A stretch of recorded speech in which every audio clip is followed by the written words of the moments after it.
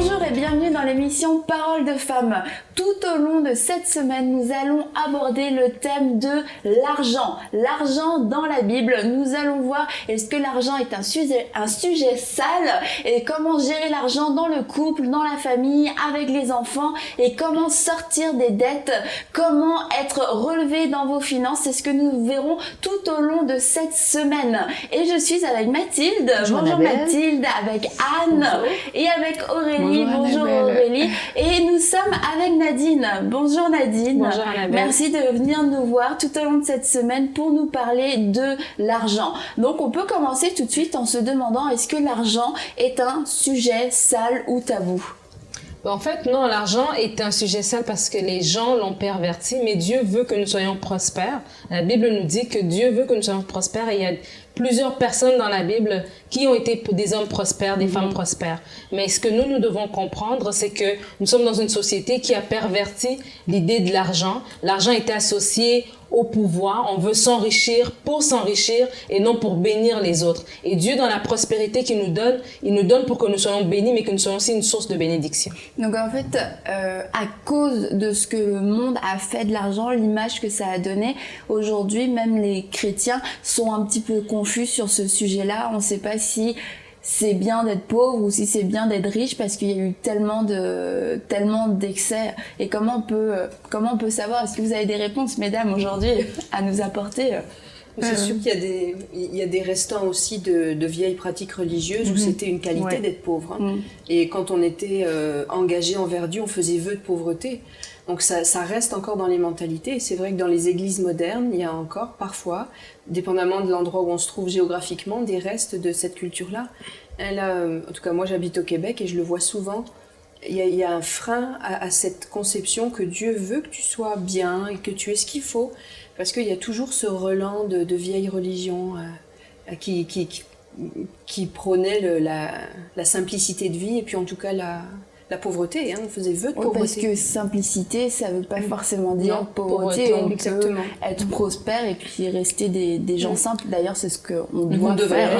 Mais je pense aussi qu'est-ce qui était mal compris aussi en faisant le vœu de pauvreté, c'est que les gens souvent vont pas dissocier l'amour de l'argent. Ils vont plutôt penser, c'est l'amour de l'argent dans le fond qui est pas bien. Et non l'argent en soi. Ouais. Exactement. Il y a une chanson qui dit que tout est fait pour la gloire de Dieu, mais tout dépend de ce que l'on en fait. Je vais pas la chanter. Hein. Mais même l'argent aussi, c'est pour la gloire de Dieu, mais tout dépend vraiment de ce qu'on va en faire, de l'utilisation qu'on va faire de l'argent. Tant qu'on a décidé de l'utiliser comme le propriétaire a décidé qu'on l'utiliserait, donc comme Dieu a décidé, ça va changer la donne et ça va nous faire vraiment sortir. Je pensais que tu allais dire, il y a un verset dans la Bible qui dit que l'amour de l'argent est racine de tous les maux. Mais il y a un verset qui le dit. Et c'est vrai qu'on voit que la pauvreté fait faire des choses un petit peu folles et dangereuses et parfois humiliantes aussi. Oui, parce que c'est ça, le but non plus, ce n'est pas d'être pauvre, parce que quand on est pauvre à l'excès, on développe on devient mendiant, on dépend de l'autre quand on est pauvre. Alors c'est bien de nous d'être prospères, c'est bien de travailler de nos mains et de prospérer, mais comme Aurélie disait, comme aussi Anne l'a dit, c'est juste l'idée derrière. C'est pas l'amour de l'argent, parce que quand on aime l'argent, ça fait qu'on développe une anxiété par rapport à un stress de vouloir accumuler le maximum de biens possible, au lieu de chercher à tout simplement être une source de bénédiction, chercher à avoir ce que j'ai besoin pour moi, mais qu'est-ce que je peux faire de cet argent-là pour les autres. Et comment parce qu'il y a des gens qui peuvent nous regarder et c'est un peu la confusion. Moi, on m'a toujours dit que être pauvre, c'était une bonne chose. Et puis là, j'apprends que finalement, c'est pas la meilleure des choses. Comment on peut faire pour sortir de cet état? C'est quoi nos solutions? Est-ce que c'est de gagner au loto? Sûrement pas. Mais non, c'est sûr qu'il y a la convoitise aussi dans le monde qui nous entoure, qui nous pousse à vouloir avoir plus. Mais c'est absolument pas dans la pensée de Dieu. Ce qui est important, c'est l'attachement du cœur, hein, c'est la façon dont on va concevoir.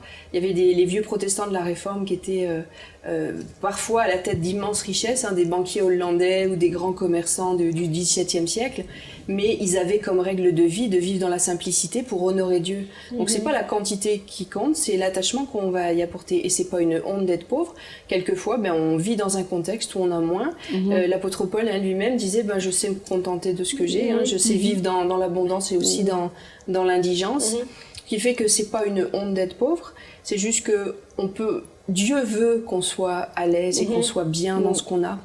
Et il veut nous bénir financièrement. C'est l'attachement de notre cœur qui est important. Et c'est ça. Et comme tu dis aussi, c'est pas une honte d'être pauvre, mais si tu es pauvre parce que tu n'as pas les moyens selon le contexte dans lequel tu vis, est une chose. Mais de le faire par choix ou de le faire parce qu'en pensant que si j'ai moins, donc c'est là que j'honore Dieu, mais c'est pas du sain. C'est pas du tout ça. C'est même pas biblique. Mais non. Exactement. Tu vas citer un verset cette fois-ci. De toute façon, la Bible dit que de riche que Dieu était, il s'est fait pauvre pour que nous soyons enrichis. Donc c'est parce que lui-même, il n'a pas trouvé bon que l'homme soit pauvre qu'il a accepté d'aller à la croix pour ça. Donc juste penser que si on est pauvre, ça va glorifier Dieu, c'est comme ça qu'on va servir Dieu, c'est tout simplement pas la bonne façon de penser. Parce que même ça fait concrètement, partie de notre héritage. Non, ça fait pas partie de l'héritage parce que dans les bénédictions, quand on lit Deutéronome, la Bible dit « tu prêteras ». S'il faut prêter, ça veut dire qu'on a assez pour nous, pour pouvoir prêter déjà aux autres. Et pour moi, c'est ça. Et 3 Jean 2 dit, bien-aimé, je souhaite que tu prospères et sois en bonne santé, comme prospère l'état de ton âme. Comme prospère l'état de ton âme, c'est sûr que ça, comme ça tu disais, ça dépend de l'attachement du cœur, mais la prospérité est une promesse biblique et c'est à nous après de faire en sorte que notre âme prospère de la bonne manière. Tu voulais parler, Nadine? Oui, je voulais parler. On t'a tout coupé la parole. Non, mais en fait, j'ai perdu un peu le fil, mais ce que j'allais dire au final, c'est ça, c'est que non seulement de comprendre mes motivations pour sortir de la pauvreté, mais c'est aussi de préparer son cœur à être à la prospérité qui va arriver. Parce que Dieu n'a pas un problème de nous bénir, mais est-ce que nous sommes prêts à la bénédiction? Est-ce qu'on est prêt? Est-ce qu'on va rester attaché à Dieu? Est-ce qu'on va pas changer d'attitude? Des fois, tu le vois, des personnes qui avaient, et quand je parle de bénédiction, pas nécessairement de l'argent, peut-être une personne qui avait un problème de maternité ou un problème de travail ou un manque quelque part, et le jour où la personne l'a eu, elle a décidé, elle vient plus à l'église, ou elle est devenue trop occupée, ou son attitude a changé. Et là, tu te dis, mais finalement, tu as eu la bénédiction, mais tu n'étais pas prête à avoir cette bénédiction-là parce qu'elle t'a éloigné du caractère que tu devais refléter et maintenir.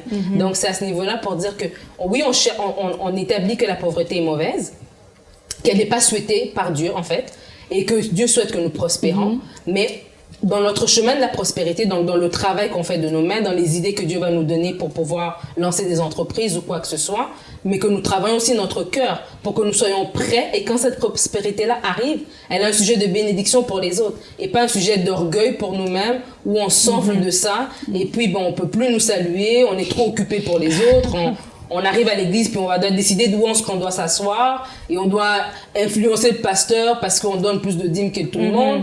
Donc ça mène beaucoup de choses.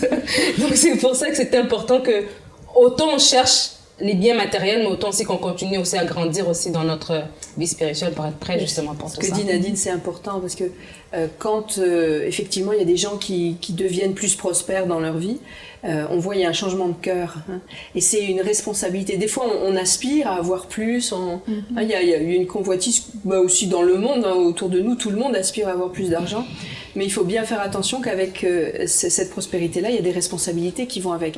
Et c'est quand même quelque chose de difficile d'être riche parce que c'est une responsabilité. Et il y a peut-être des riches qui nous écoutent et c'est une grâce que Dieu leur fait, mais il y a aussi une responsabilité qui va avec, de l'utilisation qui va en être faite et aussi de l'attachement du cœur.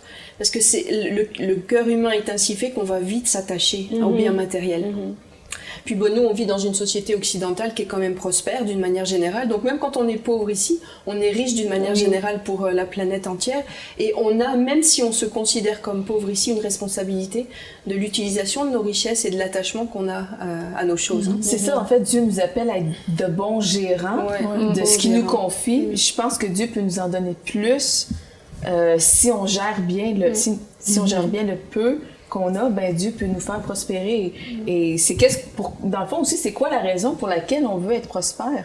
Qu'est-ce que je vais faire avec tout cet argent? Pour s'acheter une belle voiture. Donc, si mon cœur, c'est de faire prospérer le royaume de Dieu, bénir l'Église, bénir les pauvres, les démunis, en fait, bien gérer cet argent, je pense que Dieu va voir notre cœur et Dieu va pouvoir nous faire prospérer. Et vraiment, si on est de bons gérants de l'argent qu'il nous confie, Dieu va pouvoir nous confier On plus. n'attend pas d'avoir plein d'argent, d'être riche, comme on dit, pour commencer à bien gérer, pour commencer à utiliser notre argent de manière intelligente et divine pour faire du bien autour de nous. C'est une fausse mentalité que de se dire, quand j'aurai de l'argent, je ferai le bien. Quand j'aurai de l'argent, je bénirai les gens. De toute façon, si on a peu et qu'on ne sait pas gérer le peu, c'est pas qu'on aura beaucoup qu'on saura les gérer, parce que, comme Nadine était sur le point de le dire, il faut être fidèle dans les petites choses pour qu'on nous confie de plus grand. J'avais entendu un pasteur récemment qui nous racontait cette histoire, parce que pendant plusieurs années, il y avait une sœur de l'église qui priait pour gagner au loto. Il disait, mais non, ça, faut pas prier ça. Dieu peut pas répondre à ce genre de prière, faut pas prier ça. C'est vrai qu'au fil des années, cette femme, à un moment donné, a fait un héritage, elle a eu beaucoup d'argent, donc c'est pas le loto qui l'a enrichie, elle a eu un héritage. Et puis, pendant toutes ces années, il l'avait entendu dire, quand j'aurai de l'argent, je vais vous donner à l'église, mais beaucoup, vous allez voir. Et puis quand elle a eu son héritage, elle a pas donné un centime. Alors il disait, avec toutes les prières qu'elle a faites, et il l'avait un petit peu, taquiné avec ça. Parce que c'est sûr que on peut pas présumer de ce qu'on fera avec, si on en a, et on en a déjà. Contentons-nous déjà de ce qu'on a aujourd'hui, et puis faisons un bon usage de ce que Dieu nous donne aujourd'hui. Et j'ai bien aimé ce que tu as dit tout à l'heure, c'est que même ici, nous sommes au Québec, on est dans une société un peu industrialisée, où même les pauvres sont quand même riches. Mais il y a des gens qui nous écoutent qui sont dans des pays où est-ce que l'écart entre les riches et les pauvres est vraiment criant, il est vraiment très grand. Et à ces personnes-là, je dis aussi, j'aime cette parole dans la Bible qui parle du contentement. Et que même quand tu as peu, même quand tu n'as rien, de te contenter de ça, de chercher vraiment à voir la main de Dieu dans le peu que tu as, que Dieu te donne, de le gérer. Parce que ce qui est mal aussi avec l'argent, c'est que ceux qui n'en ont pas développent ce désir d'accumuler juste pour accumuler. Tu vois un peu, c'est comme si... Par peur du manque. Exactement, par peur du manque et parce que, par un désir, une idée que c'est celui qui a beaucoup qui est heureux, c'est celui qui a beaucoup, qui a réussi sa vie, c'est celui qui a beaucoup, qui est bien. Mais comme tu le dis, elle était déjà dès le départ, avant même qu'elle gagne, si elle avait une mentalité de donner, quand elle aurait gagné, elle aurait trouvé ça plus facile. C'est plus facile de donner $1 que d'en donner 100 000, tu vois. Mais c'est... Quoique, ça dépend de ton contexte aussi. C'est ça. Mais si elle avoir su donner dans le peu, elle aurait su donner dans le plus. Donc, pour dire à ceux, quand on n'a pas, oui, on aspire à être prospère, mais pendant qu'on est en chemin vers notre prospérité, mais vraiment de nous réjouir de ce qu'on a aussi, de pas regretter par rapport à notre situation. Quoi. Mais de toute façon, je pense qu'il ne faut pas réduire non plus la prospérité à l'argent. La prospérité, c'est un concept général. Quand l'apôtre Paul dit que ton âme, que tu prospères comme prospère l'état de ton âme, mais c'est une prospérité générale. Il veut qu'on soit prospère dans le sens être heureux, être paisible, avoir ce qu'il faut, être en bonne santé. C'est ça que Dieu veut d'une manière générale pour notre vie. Et l'argent, c'est juste un des aspects, et puis j'allais dire l'argent, mais c'est réducteur encore, c'est le confort matériel, j'allais dire, parce que des fois tu n'as pas du tout sur ton compte en banque, mais tu as d'une manière générale ce qu'il faut pour vivre. Je me souviens d'une époque où ça a été peut-être un peu plus serré au tout début de notre mariage, et puis à un moment donné j'écoutais les nouvelles, et puis il donnait le chiffre des revenus des gens qui sont sous le seuil de pauvreté. Donc il donnait ce chiffre. À un moment donné j'ai fait hein? Et je me suis souvenu avoir dit mais moi techniquement je suis au seuil de pauvreté, mais j'y suis pas, j'ai plein de choses, je regarde autour de moi, mais je dis mais non, c'est pas vrai. On a vécu la même chose, mon mari. Ça n'a pas duré longtemps, mais c'était statistique. Non, mais on peut être supposément sous le seuil de la ça. pauvreté Puis par on- rapport au pays où l'on vit, mais Ouais. quand on est un enfant de Dieu et qu'on reçoit vraiment les promesses, Dieu Mais pourvoit j'avais à beau tous regarder égards. autour de moi, je voyais aucun signe de pauvreté. J'ai dit, mais non, Seigneur, on a tout ce qu'il faut, on est bien. Mes avons enfants tout sont reçu. bien habillés. C'est quoi cette histoire de seuil de pauvreté? Je voyais pas du tout. C'est vraiment très, très relatif. Et l'histoire du contentement, hein, c'est une grande source de gain que le contentement. Avoir un cœur content de ce qu'on a, ça se cultive, peu importe ce qu'on a sur notre compte en banque. vraiment. Des fois, il y a des gens qui ont très peu et qui sont très contents bien. d'eux et qui ont un cœur reconnaissant. Puis tu as des gens qui ont beaucoup plus, puis qui se trouvent pauvres et qui se nourrissent d'une amertume, j'ai pas assez, les autres ont plus. Et c'est toxique cette mentalité. Mais c'est quelque chose qu'on a vraiment développé. Ma belle-mère, elle est revenue du Congo la semaine passée et elle nous disait, elle a dit, je vous trouve, vous êtes tout, votre visage est abattu. Elle dit, je viens d'un endroit où les gens ont peu, ils ont rien, mais ils ont la joie, ils sont heureux, ils sont à l'église, ils tapent des mains. Nous, on a tous les gadgets et tout, mais donc c'est vraiment vrai ce que tu dis. On l'entend souvent des anciens, ça. Quand on était jeune, on n'avait rien, mais qu'est-ce qu'on était heureux. Clémentine à Noël. 15 enfants, on avait une demi-pomme dans notre stock de Noël, mais qu'est-ce qu'on était heureux. C'est le nœud de notre histoire aujourd'hui, c'est le contentement qu'on va développer de notre situation. Parce que finalement, quand on passe notre temps à courir après l'argent, après les richesses pour s'enrichir, on n'est jamais dans ce contentement, dans cette satisfaction, dans cette reconnaissance. On est tout le temps assoiffé, mais pas assoiffé pour le bien, mais assoiffé de plus, je veux plus. Et puis c'est là que on peut parler de la convoitise. C'est vraiment là que on tombe dans la convoitise, et la convoitise, en fait, c'est un péché. Donc c'est toujours un petit peu ambigu quand on parle de l'argent, entre cette simplicité de cœur, tu sais, je suis heureux dans la disette, je suis heureux dans l'abondance, mais je suis content, mon cœur est content. Mais d'un autre côté, tu avais dit dans une émission, Nadine, c'est mieux de pleurer un Mercedes.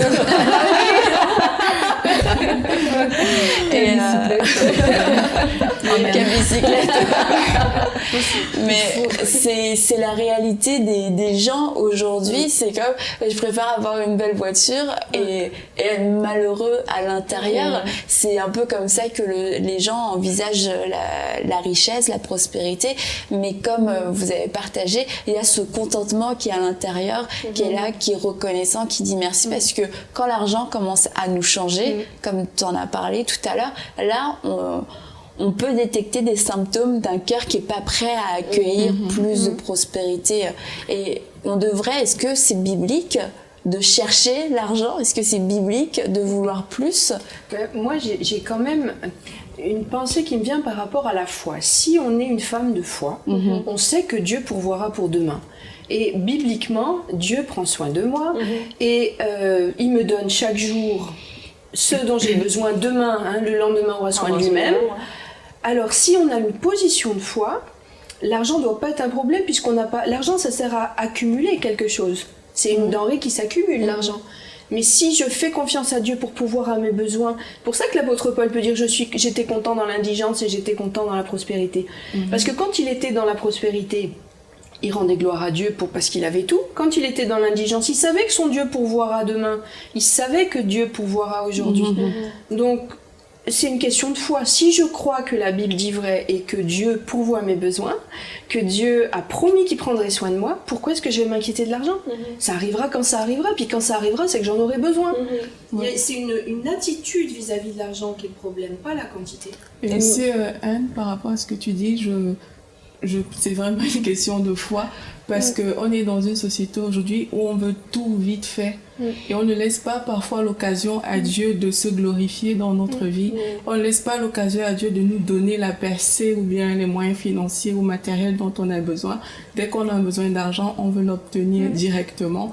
Mais c'est aussi bien parfois justement de laisser cette place à Dieu quand on est dans une situation où on se dit peut-être aujourd'hui je suis dans le manque, de se dire mais là je vais placer ma confiance en Dieu, là je vais poser un pas de foi. Et c'est comme ça qu'on va voir Dieu agir et c'est aussi comme ça qu'on pourra renforcer notre confiance et le fait de dépendre vraiment de Dieu, même dans ces cas, dans des situations financières qui ne sont pas toujours aisées. Et comme tu disais, c'est quand on cherche la prospérité, c'est bien de la chercher, mais si on est avec Dieu, ce qui fait que quand on va l'acquérir, on va être bien. Mais les gens qui, des fois, vont chercher par leurs propres moyens, c'est qu'ils vont manquer de paix parce qu'ils vont travailler des longues heures, ou ils vont être très anxieux parce que c'est une histoire de monter, de gravir les échelons. Mais après ça, quand tu arrives au sommet, il faut que tu te maintiennes au sommet. Donc, c'est des stress après stress. Mais si la prospérité, c'est Dieu qui met sa main sur ce qu'on fait, on a une paix aussi. Et c'est une prospérité qui demeure. C'est pas une prospérité d'une saison, mais c'est une prospérité qui va rester. On n'est pas tout le temps dans le stress. Il faut que je sois au top, que je performe constamment, parce que sinon je vais tout perdre. C'est pas un coup de bourse, la Et prospérité. Dieu nous donne aussi la sagesse aussi de gérer, justement, que quand on arrive, qu'on est prospère, on vit pas au-dessus de nos moyens, ou on vit pas, tu avais $100, tu vivais à $99, et là tu as $10 000 et tu vis à 9 999, tu vois. Et c'est des fois ce qui arrive aussi, c'est quand c'est une prospérité qui est malsaine ou mal gagnée, exactement, ça se dilapide aussi vite que ça s'est acquis. De toute façon, je vois pas comment ça pourrait être un but dans notre vie. Si on est chrétien et qu'on a la foi, ça ne peut pas être un but dans notre vie. Hein, c'est l'Ecclésiaste, je crois, qui dit de ne pas y appliquer notre intelligence. On a d'autres choses. Mais en même temps, Anne, moi, qu'est-ce que je trouve souvent, c'est que les gens veulent pas prospérer parce qu'ils disent « Ah, ben moi, en autant que j'en ai assez pour moi, je suis correct. » Mais moi, j'irais jusqu'à dire, mesdames, que c'est égoïste de penser de cette façon-là, parce que ben l'argent, c'est pas juste pour nous, c'est parce que si on prospère, moi, mon cœur, de prospérer, c'est vraiment de pouvoir bénir.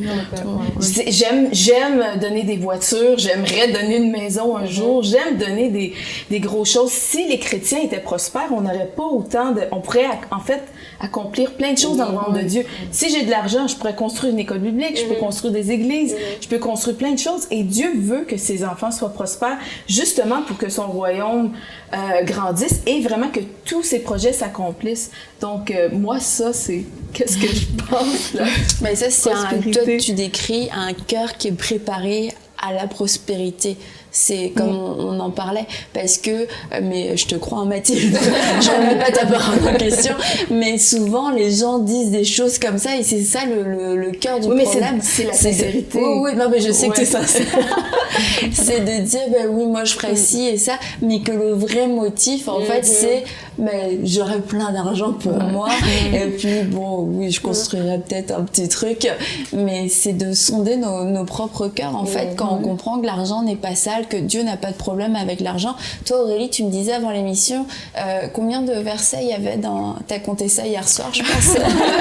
J'ai lu toute la Bible, mais j'ai dénombré. Mais dans la Bible, en fait, il y a environ 2350 versets qui traitent des biens, des richesses et de l'argent. Et il y a 700 versets qui traitent directement de l'argent environ. Donc c'est quand même un nombre important. Ça veut dire que Dieu attache... C'est pas un sujet embarrassant pour Dieu, en tout cas. Et c'est une conception, il faut qu'on soit au point sur notre conception de la propriété. Que ce soit pour l'argent, pour des choses matérielles, pour nos enfants, pour notre église, ce n'est pas à nous.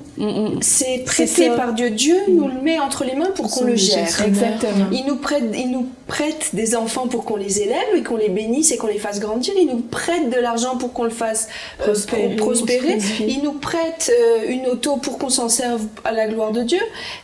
Moi, depuis très longtemps, j'ai compris ça, que ça ne m'appartient pas. C'est juste, j'en suis le gestionnaire, comme le métayer pour le Seigneur qui possède la terre. Tu es juste là pour faire pousser, puis que ça marche. Mais c'est pas à moi. Et si on a cette conception de la propriété, l'argent, c'est plus un problème. L'argent, ça devient un problème quand on pense que c'est à moi. Et que si on se l'approprie, on n'a pas à s'approprier, ça n'est pas à nous. C'est ça. Et quand Dieu donne, on lui demande qu'est-ce qu'il veut qu'on fasse avec. Exactement. Et c'est de cette manière qu'on peut gérer avec sagesse tous les biens qu'il nous confie. Mais comme tu disais, Nadine, il y a des gens qui nous regardent et puis qui sont dans des situations financières extrêmes et peut-être dans des pays où la situation est extrêmement difficile. Et est-ce que ces personnes-là peuvent se mettre dans la foi pour avoir plus, ou alors est-ce que c'est comme ça dans leur pays, il n'y a pas d'espoir, ou y a-t-il des promesses sur lesquelles on peut s'appuyer pour voir Dieu agir dans nos vies? Les promesses de Dieu sont valables pour tout le monde et pour tous les pays, quelles que soient les situations, quel que soit l'endroit dans lequel on se trouve. tout ce qui est écrit dans la Bible est valable, aussi bien si on habite au Québec, là où on est, ou si on habite, je sais pas, en Afrique ou en Asie, dans n'importe quel pays du monde. Donc, il y a une nécessité juste de s'appuyer sur la parole de Dieu et surtout de sortir de la mentalité de pauvreté, parce que beaucoup de gens justifient... C'est une mentalité, en fait. Bah oui, c'est toute une mentalité, parce que comme on disait tout à l'heure, si tu sais pas gérer $1 ou $5, tu ne sauras pas gérer 5 000. C'est parce qu'on a une mentalité parfois qui nous pousse à dépenser, à combler des désirs au lieu de combler des besoins. Et tout ça, c'est beau ce que tu dis, Aurélie. Mais il y a quelque chose que je voudrais ajouter à ce que tu dis, Aurélie. Ça, c'est vrai quand tu prends une situation particulière, l'individu, au niveau de l'individu. Mais quand tu vis, comme disait Nadine, dans un pays qui est pauvre, tu subis. Et souvent, si vous regardez bien, et ce que tu disais, Nadine, au tout début de l'émission, c'est vrai, c'est pas ce que Dieu veut, que les pays soient pauvres, mais c'est la plupart du temps, j'allais dire la quasi-totalité du temps, c'est la conséquence du péché des hommes. Donc, en fait, la population subit le péché de ceux qui l'ont mal dirigé et qui ont exploité, qui ont détourné l'argent, qui ont été de très mauvais gestionnaires des ressources que Dieu leur avait mis entre les mains. Donc, on a une question de mentalité et un appauvrissement individuel dans certains cas, et aussi on subit le péché des autres dans beaucoup de cas. Et les questions de pauvreté actuellement dans le monde, elles sont dues au péché des hommes, c'est évident, à l'avidité de certains et à l'injustice qui est au milieu des dirigeants, des classes dirigeantes. Tout est tourné vers l'argent et tout le monde se défend l'un l'autre au détriment du reste de la population. Et en tout cas, on l'a été pendant des siècles, et c'est vrai, ce n'est pas ce que Dieu veut, mais c'est la conséquence du péché des hommes. Mais comme tu disais, Annabelle, c'est que même si pour ces gens qui sont dans des pays économiquement où ça va pas, c'est comme Aurélie l'a dit, les promesses sont pour tout le monde, c'est que même s'ils sont dans ces pays-là, ils peuvent quand même aspirer à être prospères. Même, parce que Dieu fait des exceptions partout. Et ce ne sera pas forcément, par contre, la même manifestation de la prospérité comme on peut l'entendre dans certains pays. C'est que c'est peut-être ça aussi qui crée un fossé, de voir à la télé, de voir on a cette image-là, mais en fait on n'a pas tous besoin de 3 voitures de course, et puis ça veut dire qu'on est prospère. Quand la mère n'a pas à manger pour ses enfants, sa prospérité à elle, ça va être de pouvoir nourrir sa famille, et puis en avoir plus pour nourrir les voisins, pour nourrir les cousins. Donc là, la prospérité est complètement différente. Mais j'ai plusieurs familles congolaises dans mon église, et il y en avait une dame qui me disait à quel point elle était déçue, parce que quand elle a su qu'elle venait au Canada, qu'elle allait immigrer, elle était tellement émerveillée en se disant je vais être riche, je vais être prospère, quasiment l'argent va pousser tout seul. Et elle dit qu'en fait ils arrivent et ils se rendent compte que c'est pas ça la réalité, et que ça a beau être un pays riche, tu peux être dans un pays riche et vivre avec beaucoup de difficultés. Il y a une grosse déception parmi plusieurs. Et une autre dame aussi congolaise qui me disait à quel point elle avait perdu en venant au Canada, parce qu'elle s'était rendue compte que ses enfants ont été pollués par la mentalité. Vous savez, cette mentalité occidentale, je veux accumuler les biens, la grosse voiture, la grosse maison, les beaux habits, les parfums de luxe. Et en fait, ces enfants, qui étaient des jeunes adultes ou adolescents à l'époque de son arrivée au Canada, ils ont été complètement tordus par cette mentalité-là. Elle disait, quand on était au Congo, on vivait beaucoup plus simplement, mais mes enfants étaient vraiment fidèles à Dieu, et ils avaient une meilleure mentalité. Avec des vraies valeurs. Avec des bonnes valeurs. Merci beaucoup, mesdames. Donc, vous l'aurez compris, l'argent n'est pas un problème en soi, mais l'amour de l'argent crée énormément de problèmes, comme on peut le lire dans la Bible. C'est un avertissement que Dieu avait donné, connaissant le cœur des hommes. Vous pouvez prospérer sans problème, mais l'argent ne doit pas vous changer, l'argent ne doit pas devenir votre maître, parce qu'on ne peut pas servir deux maîtres à la fois. Cependant, nous avons des promesses dans la parole de Dieu qui nous dit: ne vous inquiétez pas, sachez que Dieu pourvoit à vos besoins, que Jésus s'est fait pauvre afin que nous soyons enrichis. Donc c'est sa volonté parfaite que nous ayons tout ce dont nous avons besoin, que nous ne souffrions pas du manque, car la pauvreté ne glorifie pas Dieu.